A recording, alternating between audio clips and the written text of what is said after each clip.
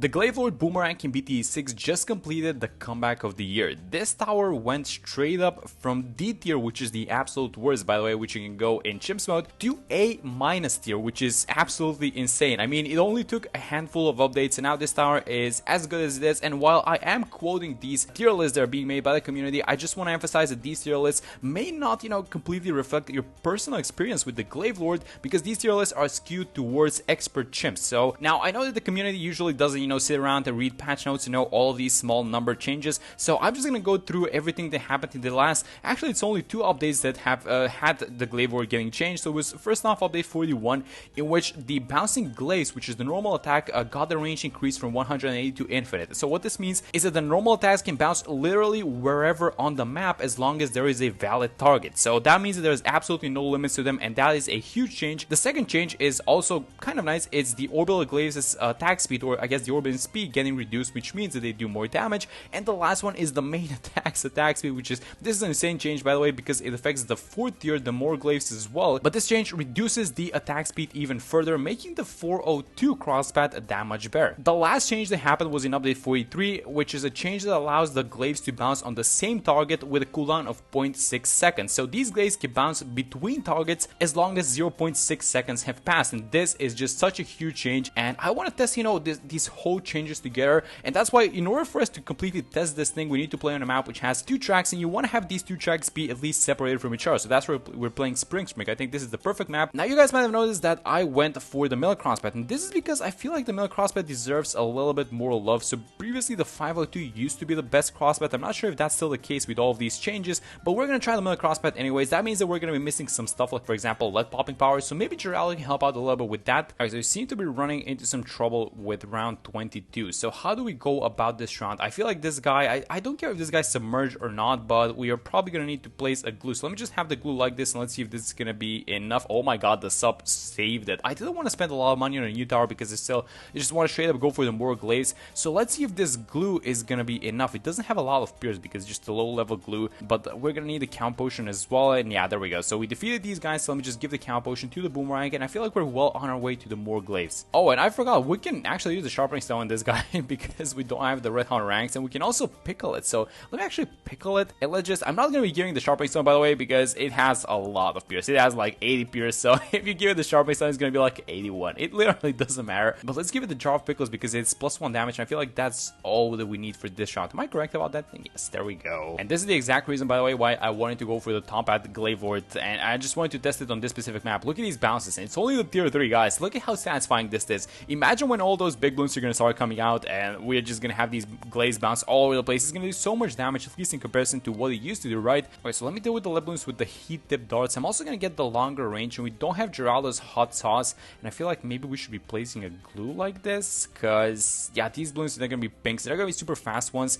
So let's see if this is gonna be enough. I think it is. Yeah, there we go. So the previous glue expired, but at the same time we're wasting a lot of money. So I do want to get the more glaives as soon as possible, which is gonna be the upgrade that just deals with all the small balloons, I guess, until until I guess we reach the 50s or something like that, because we are gonna need some Moab firepower. Alright, this is gonna be it. This is gonna be the make or break it round for this tower. We need about $100, but we do have some balloons that are gonna be regrowing some zebras. There we go. I just bought it, and look at the attack speed on this thing, guys. This is not even real how much attack speed they gave it. So the way that they buffed this tower, by the way, in update 41, is they gave the attack speed to the more glaives. They didn't give it to the faster ranks. They just gave it to the more glaives, which in turn makes the bottom crosspath, which is the extra damage, the red hot ranks one, a lot better, because now you have extra attack speed plus you get the +1 damage, right? And just take a look at what's going to happen to these rainbows. It is not even close. The bounce distance, by the way, I think got increased on the tier 4 glaives as well. So this guy just starts attacking, and these balloons just start disappearing. And by the way, this is without an alchemist or anything like that. You can't even see. As soon as the balloon reaches it, that balloon just disappears, which is, I guess, exactly what you want to be seeing from your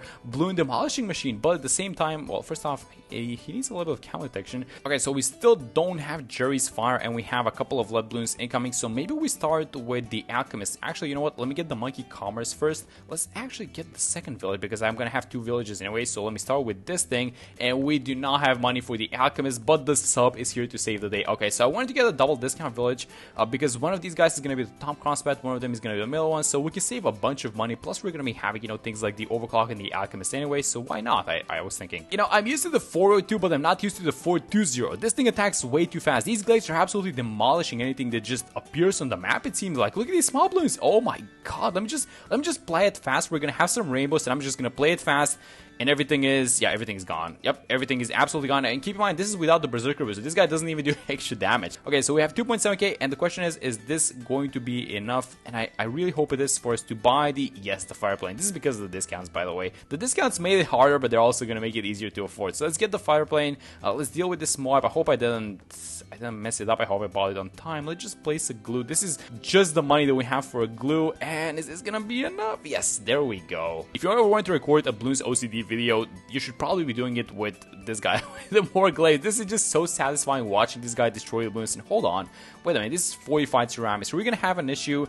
I don't think so, because if it's only one, then it's gonna struggle, but if it's more than, it's not gonna struggle, it's gonna pop it. But if it's more than one, then just the glaives keep bouncing between them, and it just does a lot of damage. So look at this thing go, oh my god, this is gonna be so great. Yes, look at this thing, the entire map gone, everything is evaporated. I love this tower, but I also forgot to buy camo detection, so yeah, we're gonna have to restart this one. Actually, me forgetting to buy camo detection isn't that bad, because we get to watch the same thing twice. Look at this destruction, come on guys, it's so good. Let me actually buy the Berserker brew, and let's just keep it like this now. Let's actually buy the 420, let's get the ODS, because we wanted to get it anyways. And then let's have this top village be a primary training into a, I think we're gonna buy the primary mentor straight up, honestly. It doesn't give any benefits to the Glaive Lord, well, it's not Glaive Lord, it's more glaives, but it's not gonna give any benefits besides the extra range, and I am looking to get the extra range. So it is about the point at which we want to have it. So a little bit more range, which you're gonna get thanks to the camo potion, but it's around 49. So let's watch what's gonna happen. Oh my god, this isn't even close. That was all the ceramics, by the way. They just disappeared. Come on guys, this tower is way too good versus small balloons, but it does struggle versus Moabs. Alright, so let's watch 55. A bunch of ceramic balloons on this round. I know that the ODS is helping because it's in the range of the alchemist, so all of these darts there are getting buffed and they're doing a lot of damage as well, but this boomerang is the one cleaning out, because as soon as there's a glaive bouncing from the right to the left side, then all these balloons in the back get affected as well. Also, the glaive projectiles have like a million pierce. I think it's 80 pierce. So, you know, there's no stopping this thing. I mean, there's not enough balloons that appear in a round. They're just gonna stop the pierce from this guy. Well, at least not before free play. Oh my god. I don't know, guys. This tower seems kind of nice. Maybe around like 63, maybe concentrated ceramics are gonna be the issue that it has. But as soon as we start attacking, as soon as if it gets a little bit more bounces going, I feel like it's definitely not even gonna be close. So maybe it's gonna have a problem with something like this happening in free play mode. Actually, let's just watch. This is gonna be round 2 of ceramics. Maybe it's gonna crumble versus these guys, but I feel like no, it's definitely not. You can even overclock it afterwards. And also, I'm not sure if you guys knew, but the Glaive Lord does get increased damage onto the main attack versus small balloons. I think it was ceramics. So it was plus 8 damage that it gets like a flat out. I think it was, and then it's like a plus 8 to ceramics or something like that. It just gets a flat out bonus versus small balloons. So it's like this aspect of it cleaning out small balloons is just gonna get better and better with the Glaive Lord. So just buy it like right now. And finally, this is the guy. I mean, round 65. This is honestly an early purchase, and these glaives, you guys can see that they're not exactly orbiting that far around. So when you buy the bottom crosspat, the long range, actually the glaives kind of get separated a little bit from the main boomerang tower, so they can affect a bigger area. But this is gonna be completely fine. This is why I chose this map, because it's where all these balloons are gonna be converging. So yeah, we got this guy. We know that he's gonna clean out all these rounds, like let's say up until the 70s. So we might come back for the 70s in a second. Let's see how we're gonna do versus 75 and 76. Okay, so 75 is out, and we're having absolutely no issues in dealing with this thing. But maybe you guys can see the glaives bouncing around these balloons. So maybe we get some of these glaives bouncing back if 0.6 seconds passes. I'm not even sure, because these glaives are flying so fast that I'm not even sure that we can even get to see those bounces. And maybe we're gonna get to see the bounces on this round. A bunch of BFBs going out. I mean, we definitely do see some bounces. Oh my god, these glaives are going ham all across the map. Look at them go. Alright, so maybe on a round like this, we are gonna be able to see these bouncing glaives. Yeah, look at this thing. So each glaive has 80 pierce,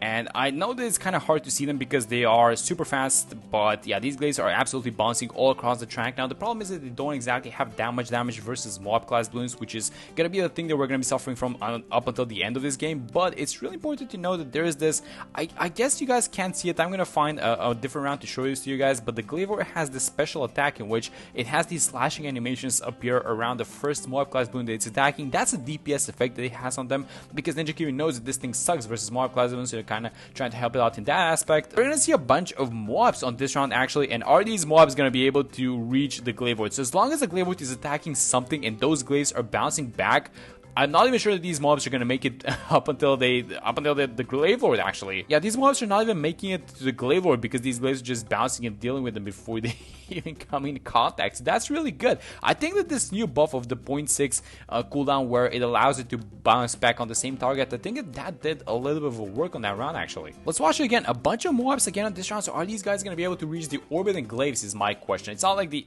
I think they reached it a little bit, but the guys at the back were the ones that they got sacrificed for it. So the guys in the front did reach the orbit and glaives, but the guys at the back just got definitely demolished. Yes, absolute meltdown, guys. This has not even been close. We've been saving so much money that I feel like we just go straight up for the homeland defense, but I'm trying to get some other towers, like for example the overclock, because we're still playing off of the main attack, off of the attack and now of the Gorbian glaives. Okay, so let's see how we do versus these deities. We are saving a lot of money. We do have the MIB, but yeah, look at this thing. So this is definitely a challenge for this tower. So we defeated them, but you know what? I feel like I don't want to be doing anything to help it out versus the deities. I know I'm on its side. I want to win. Don't get me wrong, but I just want to see how good this thing is, and I feel like that's the way that you test towers. You kind of let them, you just see what they can do without any additional support, because support towers can win you the games. They usually do, by the way. And the ones to 90 weren't an issue, but maybe the ones to 93 are going to be an issue. Let's watch these DDTs. So I'm not going to click any buttons. We do have the money for the homeland defense, by the way. Let me just see how it does. It's getting kind of close. Okay, it's getting kind of close. So we might need to do something about the 95, and that something is probably going to be just some, just some slow towers, like maybe a relentless glue. That's probably going to be enough, right? Okay, let me get an overclock, and before we get to 95, we need to watch 94. This is going to be OCD heaven. These guys are all going to disappear, especially the small blues. I'm not sure about the UMGs. They have way too much HP. Yeah, there we go. That was everything. Every small balloon that this round had. This is, I guess you guys can see the slashing effect onto the first balloon, onto the first Moab class balloon that this guy attacked. So this slashing effect doesn't transfer onto the other balloons as these glaives travel, but the first one definitely takes a little bit of DPS, which is really nice. So let me give this thing the overclock, and we're gonna deal with these guys. And why am I asking these dumb questions? Of course we're gonna deal with them. And this is the long away around 95. Okay, so let's see what we can do versus these guys. I feel like it might deal with them, but honestly it might even lose, because it kind of got, yeah, look at this thing. So it kind of got close to 93, and I had a feeling that this might happen on 95. So what do we do about this thing? I was thinking of just getting a glue, or maybe we can just overclock it. So I'm not sure if the overclock cooldown, by the way, happens before the DTs appear. So let me just watch it, and if not, we can just use the regen. Okay, so let's just use the regen potion. Let's refresh the cooldown. Let's just give it extra attack speed. So we're still playing off of the main glaive. So I don't care about these orbiting glaives. I just want to see the main attack. Oh my god, it is demolishing these DTs. Look at these bounces, guys. This is the reason why this tower went straight from D tier, from the worst one, to A- tier, because these bouncing glaives now just go ham, and if there's a valid target, then it's gonna bounce back and it's gonna keep doing more damage until, well, there are no balloons left on screen, essentially. And I feel like that's exactly what's gonna be happening to this round as well. We have some 45 Moabs.